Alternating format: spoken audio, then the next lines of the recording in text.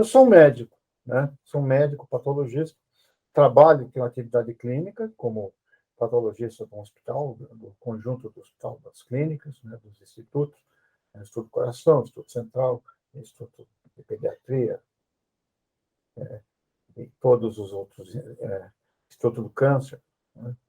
E também lá na Faculdade de Medicina funciona um serviço de autópsias, que eu também, como patologista, participo. Tem dois tipos de pessoas que falecem e vão para lá. Uma que morreu, pacientes graves no hospital, ou que você tem acontecido alguma coisa que era imprevista, como também o serviço de verificação de óbitos. O serviço de verificação de óbitos, ele recebe pessoas falecidas por causas naturais, não entra acidente, mas que não tem um profissional de saúde que assine o atestado de óbito. Então, isso hoje, nesse serviço, são 16 mil autópsias por ano.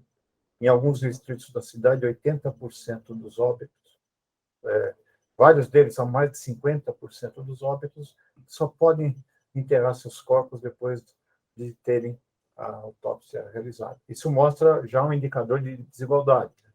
Porque, às vezes, a pessoa, né, não consegue encontrar com o médico que cuidava, ou não tinha um médico só que cuidava, ou mesmo não tinha tempo para se cuidar. E com o tempo, né, você começa a ficar velho, eu já não posso que eu comecei, eu já estou, né? E você começa a ver que o teu interesse vai... Você consegue ver um pouco, não só a doença daquele corpo, mas saber a impressão digital da cidade no corpo da pessoa que faleceu. Como é que foi as condições de vida daquela pessoa a partir, né, da forma como ele adoeceu e morreu. É como se ele estivesse não estudando o tecido dos órgãos, mas o tecido urbano.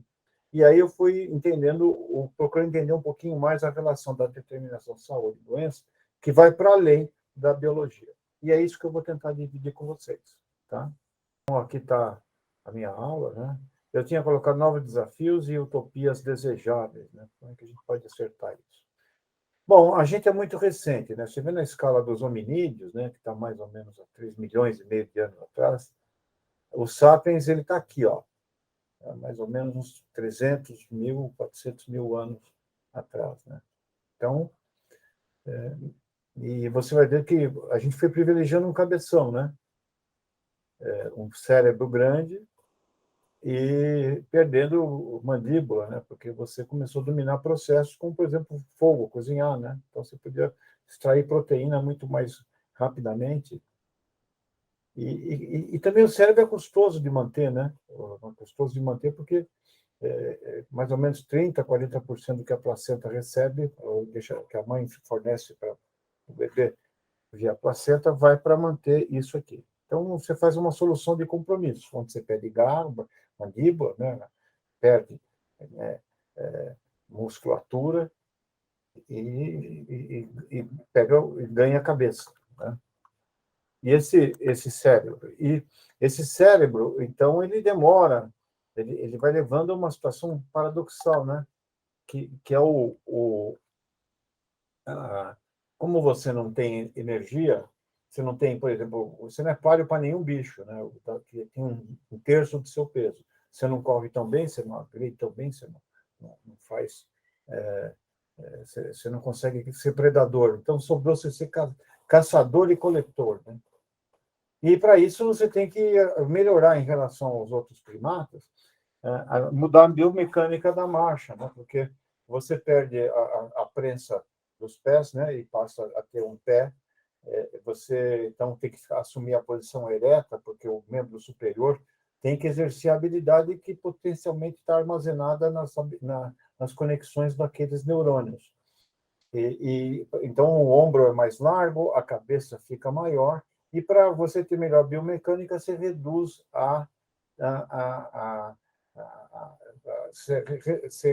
você vai aproximando a bacia, vai estreitando a bacia, né? Isso gera um dilema, né? Um dilema chamado dilema obstétrico, né? Você vê o nascimento dos hominídeos, né? Dos primatas, ele praticamente não sobra espaço para a cabeça. Para nós, ele começa a partir de alguns primatas, e principalmente no Sapiens, né? Ele vai virar, ele não cabe, a cabeça passa muito justa, né?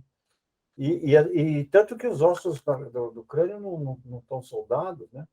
E você tem que rodar a cabeça que nem um parafuso, o sacro desce para trás, e o processo do parto, que aqui demora de 30 a 40 minutos, é indolor, aqui ele é bastante longo, de em torno de 12 horas, e você não consegue dar a luz sozinho, porque a cabeça vira para trás da mãe, né?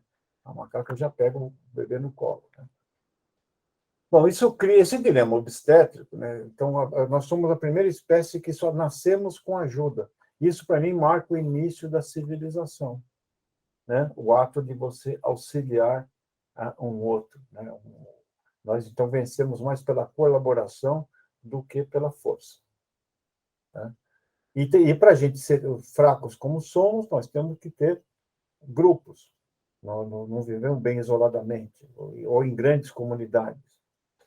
E mais ainda, você tem que dar muito trabalho a amadurecer esse cérebro, né? Porque a criança não é que nem, por exemplo, um réptil, né? Que já sai sabendo o que vai fazer, o peixe, né? Que nasce já sai nadando. Não, nós temos que ensinar esse cérebro a funcionar, que põe uma carga que a mãe só não consegue, porque se ela dá luz cada 2, 3 anos, que era mais ou menos o que os caçadores-coletores tinham, para manter, compensar as perdas fetais do início da vida, ela tinha um bebê que estava precisando de cuidados e outro que estava nascendo. Por isso que a gente sobrevive, por exemplo, muito mais do que a nossa fase reprodutiva, porque tinham que sobrar pessoas que não eram mais aptas a caçar, ou pescar, ou guerrear, mas sim para cuidar, mas sábias o suficiente para fazer novas conexões neurais nessas crianças. Então, tinha que ter uma estrutura de manutenção e treinamento desse encéfalo, né?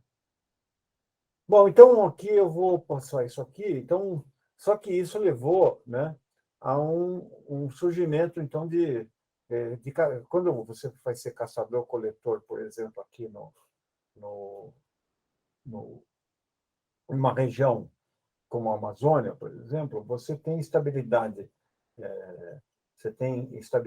tecnológica por milhares de anos. Quer dizer, quando você faz escavações, fundamentalmente a mesma estrutura do arco, a mesma flecha, a mesma lança, que permitia você caçar e coletar, porque era suficiente, você tinha recursos em abundância. Mas se você está em regiões desérticas ou semidesérticas, né, não tem para todo mundo, você não tem onde caçar e coletar. E os lugares que eram possíveis ter algum tipo de sobrevivência desse jeito eram disputados. Então, você começa a ver que as primeiras, com isso, você acelera a criatividade latente, né? Que é capaz daquele cérebro executar, e começa a domesticar animais e criar utensílios para produzir alimentos. Com isso, você consegue aumentar a população e cria, então, fixa essas pessoas numa região só. E que não consegue produzir, às vezes, tudo que aquelas comunidades precisam, e começa, então, a ter trocas e interação entre vários grupos, coisas que os caçadores-coletores tinham muito menos, e começam a compartilhar bens e produtos, ou então guerrear pelos espaços, né? Então, as cidades vão crescendo a partir de 3.000 anos atrás, elas começam a se formar no crescente fértil, e depois você tem as evidências na China, né? E você vai vendo que aqui, onde as condições que não era possível ser caçador-coletor, você teve que desenvolver a agricultura e criar, então, grupamentos maiores, aí você começa a fundar as primeiras cidades. Então, as primeiras cidades, né, isso é um fenômeno, é muito importante a gente entender isso, porque a cidade, ela permitiu, quando esse monte de gente junto, trocar experiências, você compartilha a criatividade e habilidades, e muito do que a gente tem nessa explosão civilizatória que as cidades trouxeram, foi porque tinha muita gente junto. Mas, em contrapartida, você põe muita gente junto sem saneamento, né? Aqueles hábitos de saneamento, de defecação, de eliminação de dejetos, o arruamento, também começam a fazer com que se criem condições de insalubridade, permitindo a multiplicação de patógenos, muitos deles que pularam dos bichos que a gente domesticou. A tuberculose vem de boi, a varíola vem de boi, a gripe vem do frango, mais ou menos 70% dos vírus que nos, e das bactérias que nos matam, a gente importou dos nossos animais, são os epizootias. E mais, né, como você viaja agora a longas distâncias, você cria condições de provocar epidemias ou pandemia. Pandemia não existia, epidemia não existia em caçador-coletor, porque não tinha gente suficiente para ter. Então, só sobreviviam os patógenos que eram armazenados em vetores e transmitidos por insetos, ou então que tinham doenças de longo curso. Aqui não. Aqui você pode trazer uma doença da China ou da Rota da Seda e levar para a Europa, por exemplo, né? Então, com isso, você começa a dar chance de você criar grandes infecções. Então, isso também se muda a alimentação, né? Você começa a ser mais sedentário e também você começa a ter menor diversidade alimentar e com isso você começa a desenvolver doenças do sedentarismo e da mudança alimentar, né? Então, vamos pegar, por exemplo, um grupo de caçador-coletor, que são os Tsimane, que estão na Bolívia com a Amazônia, né? E teve gente que levou tomografia portátil para essas regiões e mediu o score de cálcio, que é quanto de calcificação você tem nas carótidas e coronárias do Tsimane. E você vai ver que eles são sem muito pouco, o nível médio de score de cálcio elevado, né? O score de cálcio, só 8% dos Tsimanes tem score de cálcio aumentado acima de 75 anos. E no estudo norte-americano, você tem mais de 50% das pessoas, né? 65% das pessoas com score de cálcio acima de 100 em países desenvolvidos, né? Então, as razões não vou entrar muito aqui, mas, ou seja, o modo de vida e o modo de mudança de alimentação começou a trazer não só febres, mas doenças degenerativas não transmissíveis, crônicas. E também a mudança de pressão de vida, né? Você, numa cidade de caçadores-coletores, as pessoas não tinham uma estrutura hierárquica muito grande. Você tinha uma hierarquia, com anciãos e outros, mas você não tinha uma estrutura, tinha um compartilhamento maior, uma ideia mais russoniana, né, da vida, né?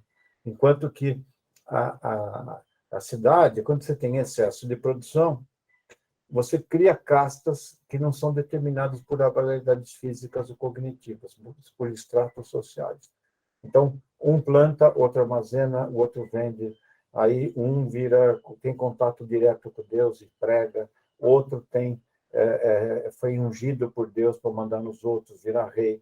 Então, você começa a criar situações a cidade, fundamentalmente, ela é desigual, né? E, então, você tem sinais de que a cidade tem também uma estrutura diferente, né? Então, você vai ver que era previsto, que foi determinada naquele pedacinho de tempo onde a gente virou caçador-coletor, que era dos primeiros sapiens, né? Então, vamos para frente. Aqui você vai ver, já falei da obesidade, e aqui vamos ver, por exemplo, a pressão, o que esse mundo maluco que a gente está vivendo, primeiro com desigualdade, e segundo, com uma sobrecarga de trabalho, né? Na hora que e o modo de vida e a perda de alguns fatores fundamentais na nossa vida colocam em termos de saúde mental, né? Então, essa é a carga de doenças, das doenças mentais, né? No mundo, mostrando uma distribuição mais homogênea, mostrando que aqui você não tem dados, né? Na África, né? Tem muito pouco dado, é dado com uma estimativa muito, muito pequena. Você também, na Rússia e China, você também está meio impreciso, mas se você for para o norte da África, para a Europa, para os Estados Unidos e para a América Latina, você vai ver que nós temos mais ou menos 5 ou 6% da carga de doenças você vai ter em função de você ter doenças mentais. Vamos pegar São Paulo, essa aqui é a minha cidade. Então, tanto que no meu lápis está assim, Paulo Saldiva, médico, patologista, ciclista, gaitista e amante de São Paulo. Então, eu estudo São Paulo, vivi aqui, nasci aqui. Entende? Então, esse é o que é o risco de você morrer de infarto antes do tempo na cidade de São Paulo. Né? Então, olha aqui deve ser.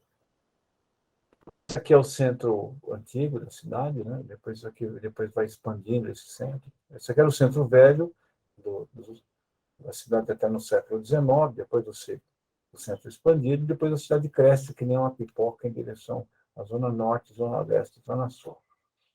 Então, você vai vendo que a variação do risco é mais ou menos 16 vezes no território. Né? E essa exceção aqui, esse enclave, é o Brás e Bom Retiro, onde estão os imigrantes, onde tem os cortiços. Né? Então, você vai ver que eu tendo o CEP, eu consigo prever essa variabilidade especial do infarto, por exemplo. Você tem um modelo ajustado que essa variabilidade sozinha, né, do nível socioeconômico, né, dessas diferentes distritos, explica 63% do risco de morrer com uma artéria coronária entupida. E o AVC reproduz mais ou menos a mesma coisa. Né? Quando você, tirando essa região daqui, que é o centro deteriorado, você vai perdendo mais ou menos quase um ano de vida por estação de metrô em relação à ponta da cidade. Mais ou menos é a mesma cidade. Né? E aqui você vê aquele mesmo mapinha, aqui está o nível agregado por distrito de doenças do aparelho circulatório, que é AVC e infarto, e aqui como é que ele é previsto simplesmente pelo nível socioeconômico. Você vê que, ou seja, 63% do que o infarto é explicado pelo CEP, e, ou seja, eu só explico na faculdade de medicina 37% daquilo que influi na patogenia do infarto do miocárdio. Então, o que faz isso acontecer? Quer dizer, pobreza, quer dizer, o CEP não é só pobreza, também traduz o acesso, traduz a funcionalidade das unidades básicas de saúde. Você pode ver que tem regiões com o mesmo nível de pobreza, você vai ver que algumas funcionam muito melhor do que outras. Então, o que fez aqui funcionar em relação a esse distrito aqui que não funcionou? Né? Tem vários fatores, né? Possivelmente pode ser desde uma simples unidade básica que está melhor estruturada, pode ser a proximidade de um hospital com capacidade de desentupir uma coronária, pode ser as redes de solidariedade que existem nas pessoas que fizeram aquilo funcionar. Então, eu concluo que, por exemplo, para prevenir infarto no miocárdio, você não tem uma política para o município de São Paulo nem para um distrito. Você vai ter que fazer isso muito mais personalizado e identificar as alternativas possíveis que foram geradas na ponta para complementar as políticas globais. Né? É como se a gente fala muito de medicina de precisão, aqui a gente tem que falar de saúde, política de saúde de precisão para cada pedaço da cidade. Eu vou desenvolver isso mais para frente. Aqui está a pneumonia bronquite, eu vou passar para frente, que está lá. Né?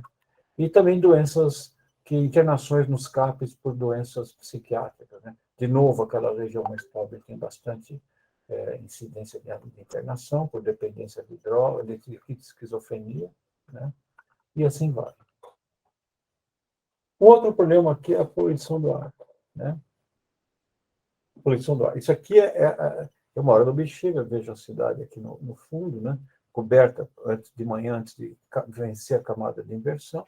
E aqui você vai ter o pulmão de uma pessoa não fumante da cidade de São Paulo, uma pessoa de 50 e poucos anos, não me lembro exatamente a idade, e você vê que ela tem uma tatuagem de fuligem dentro do pulmão, assim como os fumantes também. Né? Isso Ou seja, a gente fuma um pouco. A nossa conta é mais ou menos 2 a 3 cigarros, em média, sem ter escolha. Né? Então, quer dizer, embora a poluição seja homogênea, né, a gente acha que não entra, mas ela entra no pulmão. E a gente mede isso. Né?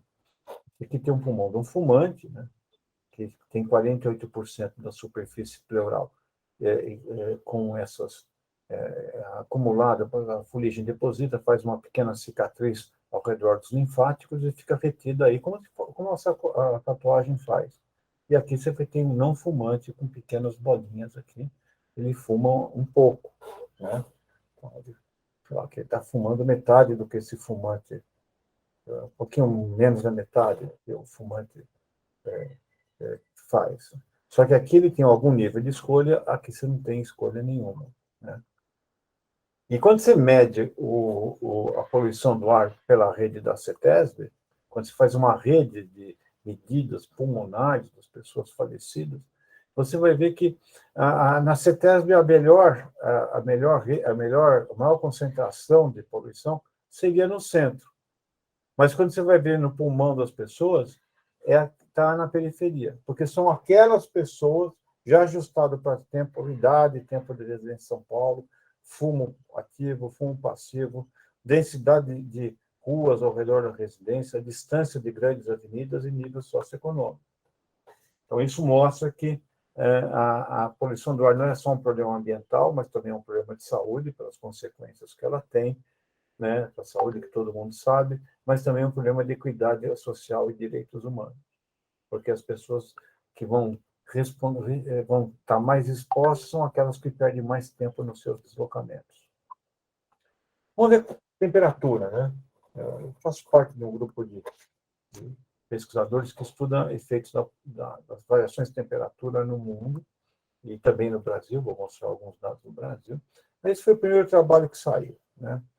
Então, você vai ver, a gente estudou 450 cidades do mundo com dados de 15 anos de temperatura e mortalidade. Então, o que tem aqui, né? A gente vê, por exemplo, que as cidades têm. Como é que você vê esse gráfico? Aqui é a temperatura de cada cidade. Você vê Madrid vai de 0 a 30, aqui Estocolmo vai de menos 15 a 25, né? São Paulo vai de 10 um pouquinho, 8, né? Até mais ou menos 20, 30 e poucos. Né? E isso aqui então, aqui é o histograma da distribuição de temperaturas. Isso aqui, ou seja,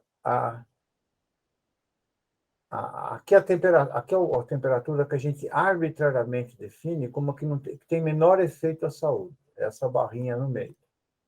E aqui são os 5% dos dias mais quentes e 5% dos dias mais frios. Então, o que acontece? Você tem uma zona que a gente chama zona de conforto térmico, onde a temperatura varia e não acontece praticamente nada.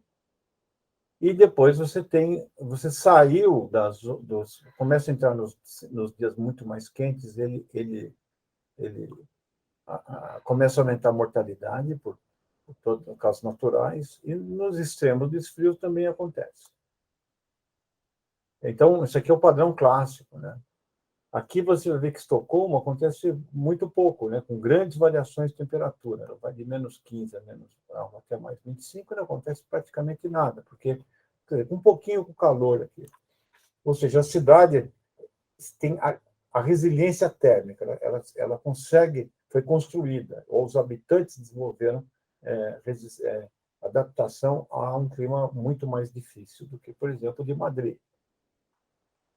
Você vê Nova York. Nova York, ela aparentemente está mais preparada para frio do que para calor. Né? E as cidades mais antigas, como Madrid, Roma, Londres, né? Elas têm esse padrão bifásico. Mas,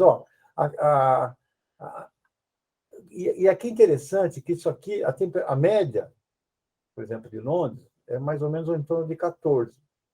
Mas você vê que o efeito a temperatura de menor efeito é um pouquinho mais quente, é um pouquinho para a direita. Então, você vive numa região que é um pouquinho mais fria Né? Você se adapta a viver numa região que é um pouquinho mais fria da temperatura que seria ideal para você. Aqui. Né? Você vê em Nova York, a média está em torno de 10 graus, mas você vai.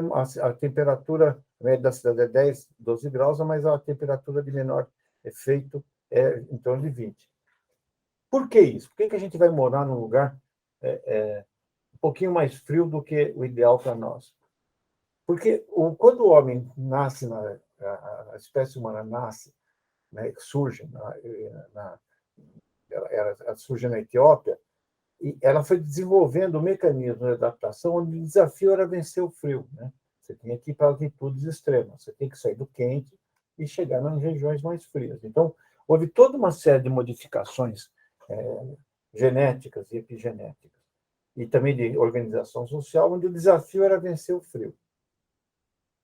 E o calor, o pessoal já está mais aclimatizado. Né? Então, e os mecanismos, ou seja, os mecanismos fisiológicos, e também construídos. Por exemplo, é mais fácil você acender uma fogueira ou colocar um casaco do que você ligar um ar-condicionado, por exemplo. Então, a gente prefere correr o risco de ficar longe da zona de calor extremo, porque você tem menos mecanismos fisiológicos e você vê que a inclinação da curva geralmente é um pouquinho mais intensa. Né? Então, a gente se defende do calor, mas agora o planeta está fazendo com que essa defesa seja inútil. Né? E olha no Brasil, nas cidades do Brasil, né? Varia de região para região. Você vai ver, por exemplo, vamos voltar a São Paulo. Você começa a morrer de calor quando a temperatura passa de 26. Enquanto que em Teresina, você começa a morrer de frio quando a temperatura abaixa de 26. Quer dizer, uma temperatura que para São Paulo é absolutamente não faz nada, para lá começa a ter, para Teresina você começa a morrer gente. Enquanto a faixa de temperatura que são mortais em São Paulo, em Teresina são refrescos. Tá?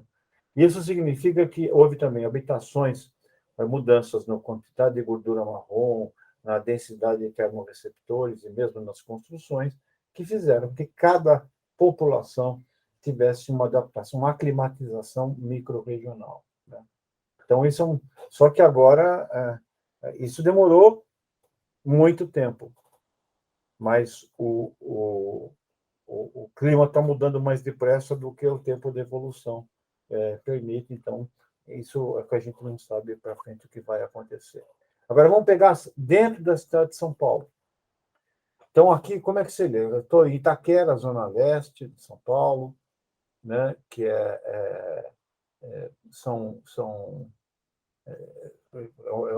o bairro de Itaquera, ele tem mais ou menos 1.800.000 pessoas, seja, o tamanho de muitas cidades, capitais brasileiras. E aqui você vê Parelheiros, que é no extremo sul de São Paulo, onde tem floresta, tem a Mata Atlântica, tem tribo de índio, assim por diante. Como é que você lê esse gráfico? Aqui é a temperatura mínima, né? Então, vai de 0 aqui até 25. Aqui é o risco relativo de morrer. E aqui é a diferença entre mudar a temperatura e o dia anterior, como a temperatura do dia -5 interfere com a morte do dia 0. Como a temperatura de 10 dias atrás interfere na morte no dia 0. Então, o que você vê em Itaquera? Itaquera, o problema é calor. Né? As pessoas morrem de ondas de calor. Em Parelheiros, que tem uma cobertura...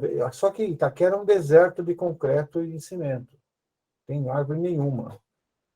Aquelas comunidades carentes com aquele monte de elhadão com aquelas lajes em cima da casa. E aqui, em Parelheiros, que é frio e úmido, do lado da mata da Serra do Mar, o problema lá é a zona de frio. Você vê que a temperatura mínima que é o problema para eles. Né? Então, em outras palavras, a política de correção da morfologia urbana, da cobertura vegetal, o tipo de habitação, ele tem que ser personalizado mesmo dentro da mesma cidade. Quer dizer, a cidade tem uma resposta bifásica, mas os bairros não. Uns são mais predominantemente sensíveis ao calor e outros são predominantemente sensíveis ao frio, né? Então, isso complica, né? Bom, e aqui eu vou agora parar a interrupção, eu acho que ainda tenho 5 minutos, que é dizer que a gente calcula hoje que tem vários desfechos que a gente estuda, né? Nós temos uma série de alguns artigos que estudam 1.840 cidades brasileiras, dados de internação e também de mortalidade. E, então, esse fenômeno das desigualdades macro-regionais e interurbanas, ele acontece em função de clima e de poluição. Então, o que a gente fala? Então, eu podia mostrar, por exemplo, Covid, né? Aquele padrão de aumentar na periferia para doenças crônicas aconteceu na Covid.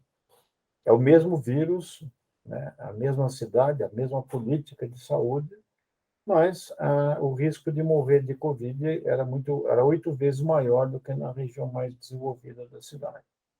E dá para entender isso, né? Pelas dificuldades com que as pessoas têm para controlar suas comorbidades e também como é que você vai fazer isolamento social. Eu fiz autópsia de Covid durante 2 anos e meio. E não podia abrir o corpo, estava proibido. Então, a gente tinha que saber como é que a doença, como é que as crianças morriam, como é que era, para onde iam os vírus, quais são as consequências, né, do vírus no corpo. E a gente então usava método de imagem e fazia punções percutâneas, né, ultrassom, tom, e localizava os órgãos e retirava fragmentos. Isso dava, inclusive, mais um ano para a família, o procedimento. Mas eu ia conversar com as famílias. Quando você vai ver o endereço, perguntar como é que morava e tal, eu não vi ninguém negacionista, tá, na nosso hospital. Teve 900 leitos dedicados à Covid, 450 leitos de UTI. Né? Eram pessoas que, quando por exemplo, uma foi dar endereço, ela deu o endereço, o nome da rua, o número da casa, o número do quarto e o número da cama. Como que a pessoa ia fazer isolamento social? Como que a pessoa ia... alguém tinha que sair de casa para manter... Né, vão manter só os trabalhos essenciais. Essenciais para quem, cara pálida? É para a cidade ou para a família daquela pessoa que não tem como sobreviver? Então, a gente encheu muito a bola dos profissionais de saúde, mas tem um grupo que morreu de forma anônima, desapercebida, que foram aqueles que mantiveram a cidade funcionando para que alguns de nós pudéssemos fazer isolamento social. Né? Quem dirigiu o transporte, quem atendeu o comércio, quem varreu as ruas, quem esteve na zeladoria dos prédios, quem esteve coletando lixo. Né? E aí, eu acredito muito no potencial do sistema de saúde, não para resolver os problemas econômicos, ou dos problemas sociais, ou do problema de acesso, ou do salário, mas eu acho que o poder, que o sistema de saúde, ele pode dar voz a essas pessoas para colocar a saúde como um elemento de identificar as vicissitudes e necessidades de políticas públicas.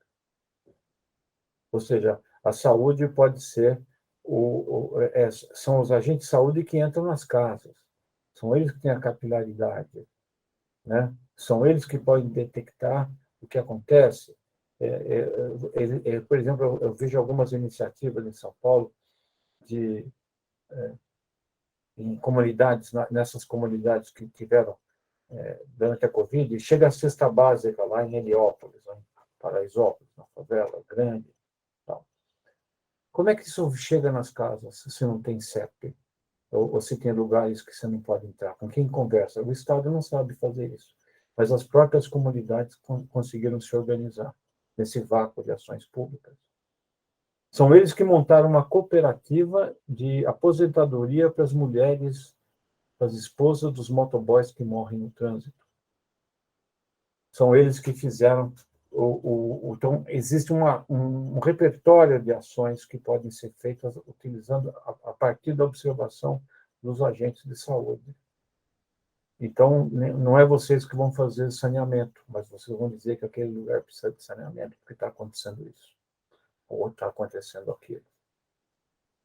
Então, a gente tem resumindo, a gente rapidamente evoluiu para uma sociedade desigual, economicamente, do ponto de vista de acesso, isso modula a vulnerabilidade a doenças crônicas, não transmissíveis, e também as agentes infecciosos, e a saúde é um excelente termômetro para você promover a sustentabilidade e, consequentemente, a saúde. Né?